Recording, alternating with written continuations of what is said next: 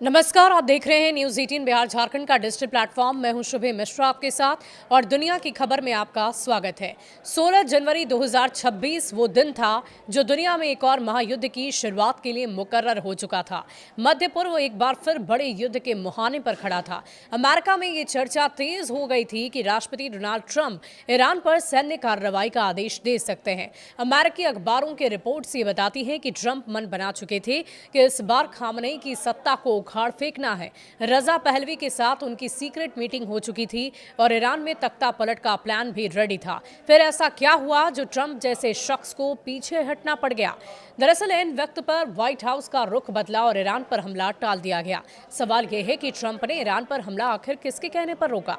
Donald Trump को दुश्मनों का तो दुश्मन मानते ही हैं, दोस्त भी उन पर यकीन करने से पहले 100 दफा सोचे। ऐसे में कौन था वो जिसकी बात ट्रंप टाल नहीं पाए?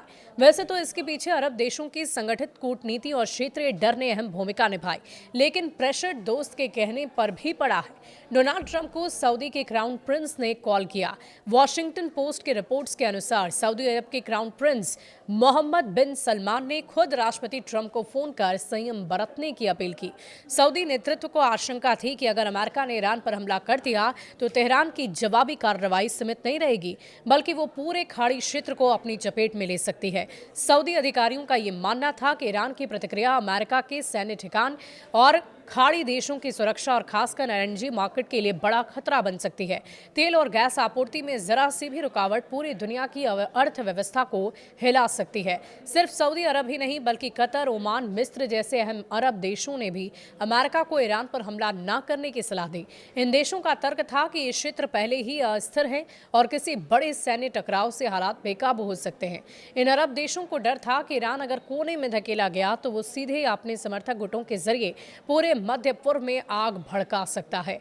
अरब दबाव में ट्रंप ने यू टर्न ले लिया। कूटनीतिक हलकों में ये माना जा रहा है कि अरब देशों के सामूहिक लॉबिंग के पीछे ट्रंप के हटने पर उसे मजबूर कर दिया। व्हाइट हाउस के लिए यह साफ हो गया कि ईरान पर हमला सिर्फ अमेरिका ईरान का मामला नहीं रहेगा, बल्कि उसका असर पूरी दुनिया पर पड़ेगा। इससे तेल की कीमतों में और साथ ही साथ वैश्विक व्यापार और अमेरिकी हित सब कुछ दांव पर लग सकते हैं। ट्रंप के खेमे में दिखी नाराजगी भी, हालांकि इस फैसले से अमेरिका के भीतर नाराजगी भी देखने को मिली। रिपब्लिकन सीनेटर लिंडस ग्राहम ने अरब देशों पर तीखा हमला बोला। उन्होंने कहा कि अगर मीडिया रिपोर्ट सही है और अरब देशों ने ईरान के पक्ष में हस्तक्षेप कर निर्णायक कार्रवाई रोका है तो वे अच्छे सहयोगी नहीं कहे जा सकते। और साथ ही ये बयान इस बात को दिखाता है कि अमेरिका के भीतर भी इस मुद्दे पर मतभेद है।